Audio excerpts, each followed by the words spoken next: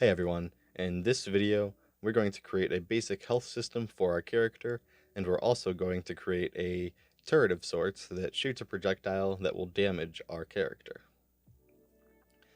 To do all of this, we're going to make use of custom events, the topic of this video.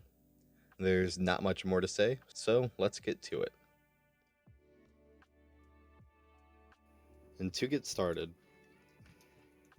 we're going to implement a basic health system, and we're going to print that health onto the screen. Now I've reset this blueprint back to the way it was before the previous video on variables. So if you remember that video, we can grab an event tick, and every tick we can print a string. We can tell it to have a duration of 0 so that it doesn't fill up the side of our screen and only prints each tick. And then we can create a variable of the type float called health. Now I'll drag it out, and I will drop it into this in-string input. It'll automatically create a converter node, and now you can set health to 100, compile, save, and play. And now, as you can see, it prints our health in the corner of that screen. And this will be our stand-in for a health bar, is that requires building out some of UI blueprints, and I don't want to get into that just yet. But one extra thing we can do is we can get the append node by dragging off from this in string or from this string type here. It doesn't matter. Either way, it'll be able to get it. Now we want to plug this into B, and in A, I'm just going to type health, space. I'll compile, save, and click play. And now we know what we're looking at in the corner of the screen.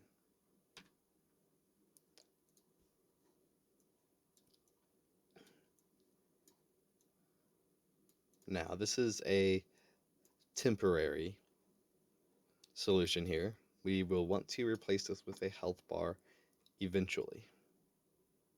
Now, we want to be able to apply damage to the third-person character. Now, there are a couple of ways we might want to go about this, but the method I'm going to use right now is an event. Just like event tick, we can create our own events and call them from elsewhere in a blueprint or from another blueprint. We can right-click and type custom event. It'll give us a custom event, and I will give this the name. Now there are two ways we could do this. We could create an event for dealing damage and an event for gaining health, or we could call it, and I think we'll go this route, and we'll call it modify health. And this event will both deal damage to our character and regenerate health when applicable. Now, events can have inputs. You'll see them over here in the details panel. We can click this plus button to give it a new parameter, and this parameter is very much just like a variable. We can give it a name. I can call it health, and I can give it the type float. Now, actually, I'm not going to name this health. That might be a bit confusing. Let's just name it input. Now I'm going to alt-click and drag, and that'll give me a set health. It's something I didn't cover in the variable video. If you control-click and drag a variable out, you'll get a get. Alt-click and drag gives you a set. Now I will plug modify health into this set here, the execution pin, and then I will take the input. I will get a float plus float node. I'm going to control click, and I'm going to get health. I'm going to plug that in. I'm going to plug the result into the set health. Now, the reason I did this is because this add, it's just math. If we give it a negative number, it'll subtract. So, now we can call any event just by typing its name.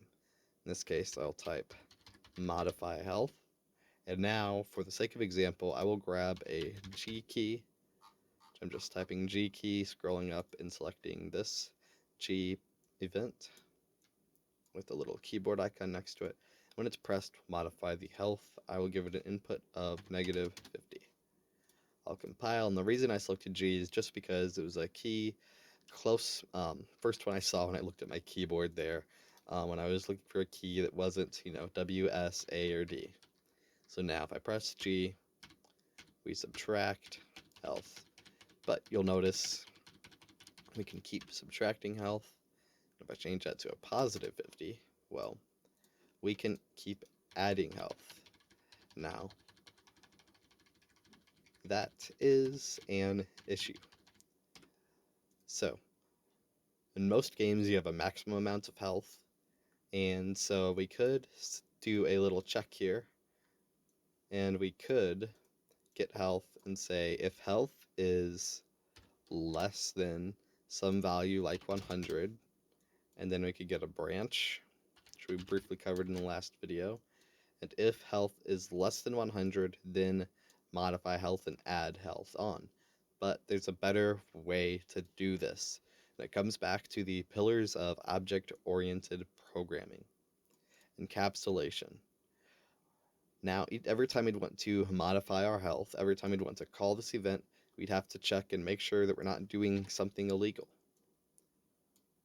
Instead, we take the code having to do with the check of whether or not we can add or subtract health,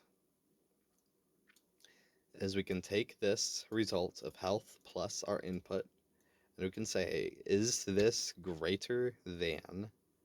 And now we could type in our number, but a better way to keep track would be to create a new variable and call it max health. We can compile, and then set the default value to 100. I can get max health. And now, if this result of our addition is greater than max health, and get a branch, then we do not want to set health.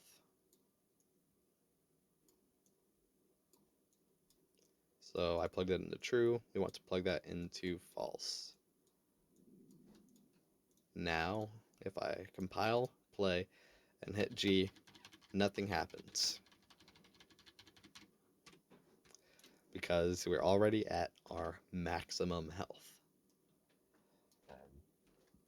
Now, what if we subtract health? Well, I'm going to replace that 50 with negative 50. And now, well, I can keep subtracting health, and we'd be dead by now, obviously. So what we can do is every time this modify health is called, and we modify our health, we can check whether or not health is less than or equal to 0. And if that is true, we can do whatever code and logic we want to do for when the character dies. And if this is true, we can destroy our actor. Now, if I press D twice, we disappear and we can't do anything and have to press escape. It's a temporary solution, but it works for the time being. Now, one good thing you always want to do is add comments to your code. It's true for whenever you're using C++ or any other coding language, and it's true for when you are using blueprints. You leave, you don't touch your project, you come back to it months later, chances are you're going to spend a while trying to understand the code that you thought up of. Of course, something like this is simple, It doesn't really necessitate a bunch of comments, but it's always good to document your code because things do get more complex, and it's good to get into the habit now while you're making things that are simple. For now, we can select all of this, all these nodes, press C, and I'm going to type modify health and ensure that health is never greater than max. I cannot type today. Max health. Also, actually, I'm not also. Destroy the actor when health is less than or equal to 0. There we go. And comments also have this option to show bubble when zoomed. I'll enable that. That when we zoom out, we can still read. I forgot to add a space in there. Alright, so we've created some code, we've commented it, but we don't want to just modify our health whenever we press the G key. So, I'm going to delete both of these. I'm going to compile and save. Now we're going to create something, an enemy, that will attack our character and modify its health. So let's right click, let's create a blueprint class. We're going to create actor. An actor and his object that can be placed or spawned in the world. We don't want to create a pawn or a character right now. If this was going to be an AI controlled NPC, we'd want to do a character, but this is going to be a turret. So I'm going to select actor and give it the name BP underscore turret. I will open it up. And now I do not have a 3D model right now. So instead we're going to add a component and we're going to add a static mesh. And a static mesh is just a normal 3-dimensional object. And now Unreal Engine comes with a static mesh that is a cube. I'm going to select shape cube. There's a couple others here. I'm doing shape cube because it automatically has a material. It's just a white material, but it's better than nothing. And now this is 1 meter by 1 meter. The game engines and most 3D programs use a metric system, and so Unreal does too, and each Unreal unit is exactly 1 centimeter. I'm not sure if I mentioned that in a previous video or not.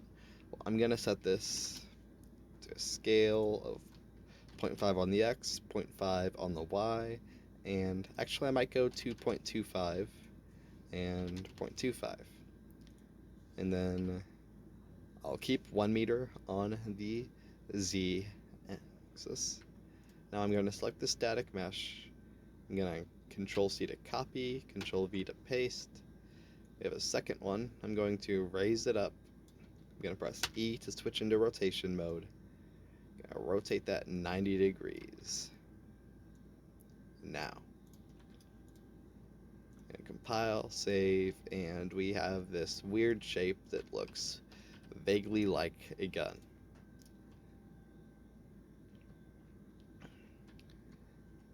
We'll replace that with something better in the future, don't worry. But this looking good isn't the focus of this video, this functioning good is. And of course you could spend some more time with these cubes trying to build something out, or if you're familiar with 3D modeling, you could model something yourself.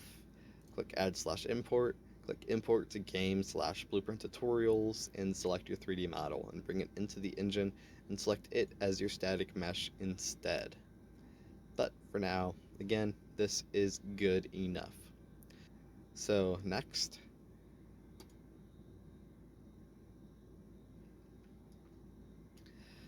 we want to launch some sort of projectile at the player.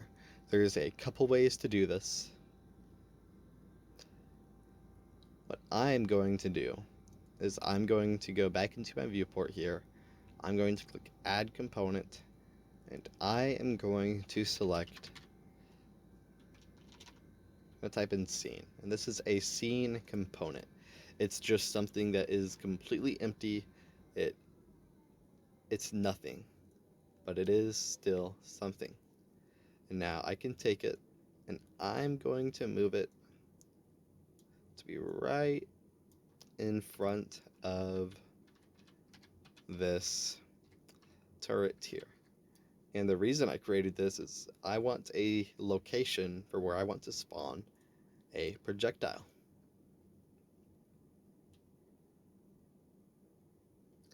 I can click this. I can now access the scene component.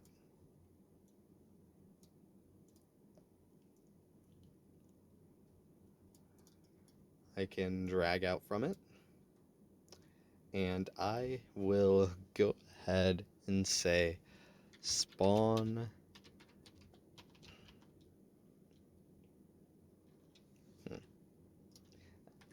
I'm sorry, I'm not going to drag out from that. I'm going to right click and type in spawn actor from class. And it's asking for the spawn transform.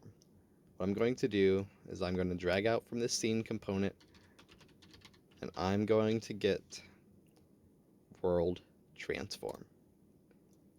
That's going to give us our location, rotation, and scale. And so when we spawn our actor, it'll spawn right here where the scene component is. So now we need a projectile. Gonna right click in our content browser, new blueprint class, actor, projectile. Save. And now I'm going to open it up, I'm gonna add a component, and this component is going to be a sphere. I'm going to set its size to, its scale, to 0.25 for X, Y, and Z. And now I'm gonna get event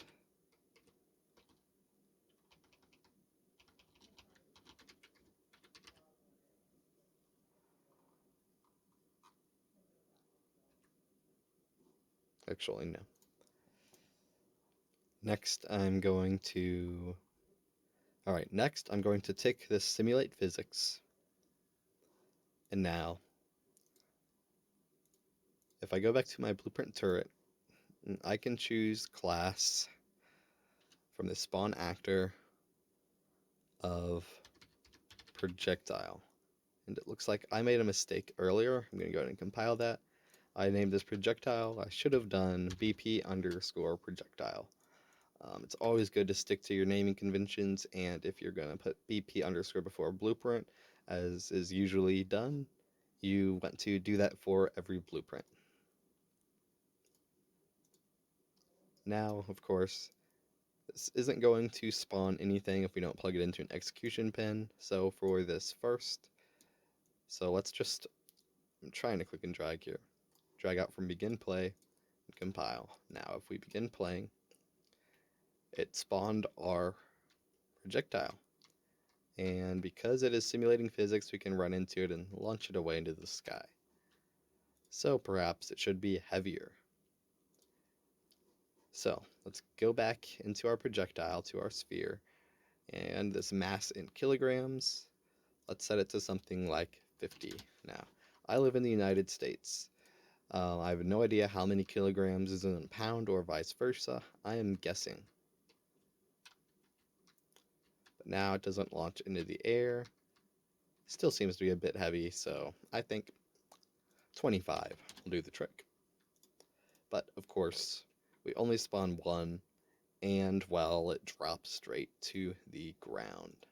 So let's go back to our turret, and instead of plugging this into event begin play, we could plug it into event tick. That would be too many. So what we can do is we can drag out from event begin play, and there's another a function in Unreal Engine that I really like to use. It's super useful, and it's called set timer by event. The name is a bit confusing, but what it allows you to do is it allows you to set a timer. I could say 0.5 for every half a second. At every half a second, it will fire off the event that we connect to this here. So you'll notice all events have this little red box you can drag out from. So I'm going to create a custom event, and it is going to be spawn projectile. I will now plug that into the spawn BP projectile. Move that down. I'm deleting event tick and event actor begin overlap. We don't need those. And now I'm going to drag out from this red square and connect it to event. I'm going to compile, save, and now every half a second. My bad. We want to make sure this is looping, so we want to check that box. Now, every half a second, it is dropping a sphere.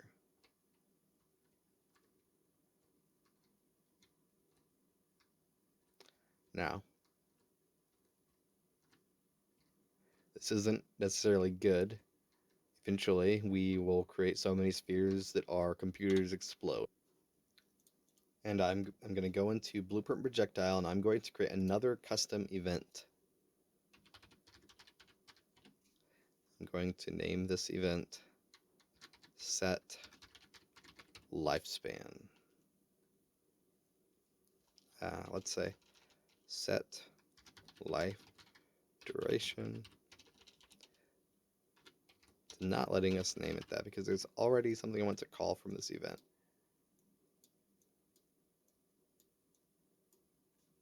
Get our set lifespan, and I'm going to give ourselves an input. I'll name it input, and I'll give it the type float and plug that in. And now, back in our turret blueprint, we have a reference to our actor that we spawn. I can drag out from it, and I can call set lifespan. Now I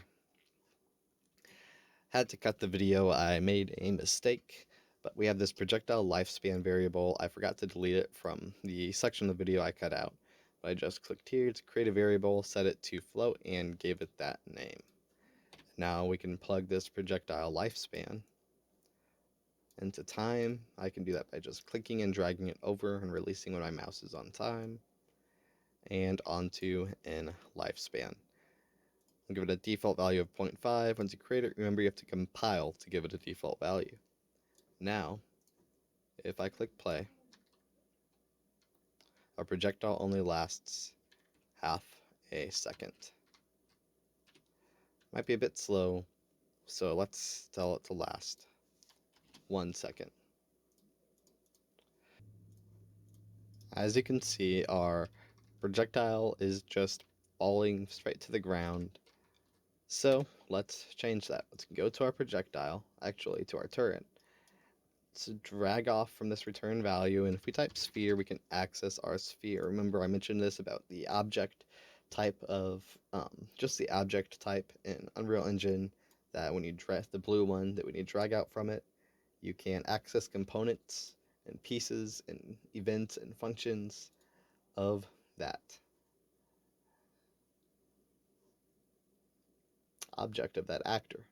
So we can access our sphere just like we can access our set lifespan. Now from the sphere, I can set physics linear velocity. Plug that in, I'll give it something like 1000 just to test. And as you can see, now it's launching. Awesome. I'm going to give it 6000 though. And now, one more thing. So now let's play and let's stand in front of this. And as you can see, while we still don't lose any health, let's fix that. If we go over to our projectile,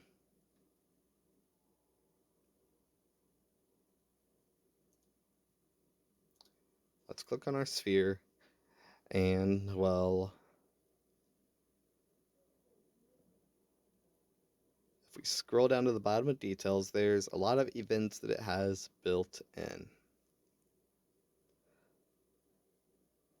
What I'm going to use is on component begin overlap. I'm going to add it. Now, well, I'm going to drag off from it, and I'm going to print a string. It's just going to say hello. And now, if I stand in front of this turret, well, it's not going to say hello because, well, there's no overlapping. They're colliding. And it comes back down to how Unreal Engine handles collision. What we can do is we can click on the sphere and we can scroll to collision in the details panel. And as you can see, it has this collision preset of physics actor. Let's change it to custom. As you can see, it can block, overlap, or ignore things. Right now, it is blocking the type of for pawn. And because it's blocking pawn and character inherits is a child class of pawn, it's bouncing off. So instead, let's tell it to overlap pawn. Let's watch what happens. Now, it'll shoot through us, and it prints hello. Awesome. Instead of printing a string, let's get the other actor here.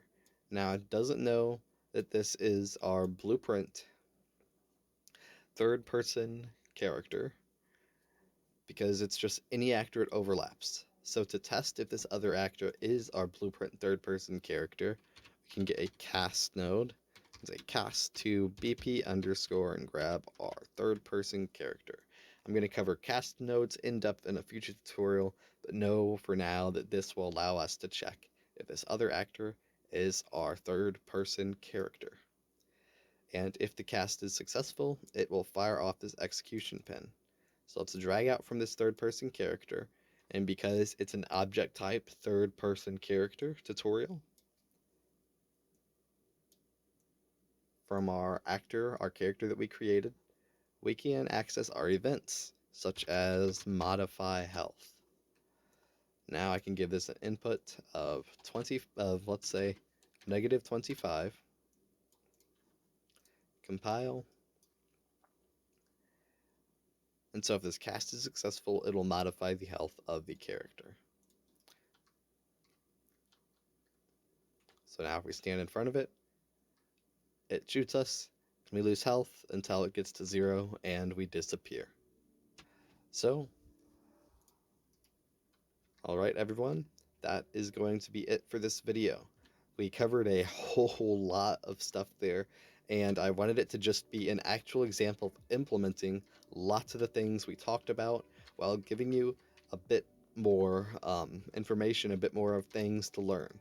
We created new actors, we spawned actors, we've created events, we've communicated between actors, we've set events by timers, all things that you'll be using fairly often in your game development life with Unreal Engine. Again, that's everything I'm going to cover in this video, so I'm going to roll the outro. I'll see you there. Alright everyone, that's it for this video. I hope you enjoyed and found it useful. If you did, be sure to leave a like and subscribe to the channel, it really helps me out. For the next video in the series, we're going to be covering something that's similar, but still different than events. Functions. Thanks again for watching, and I'll see you all there.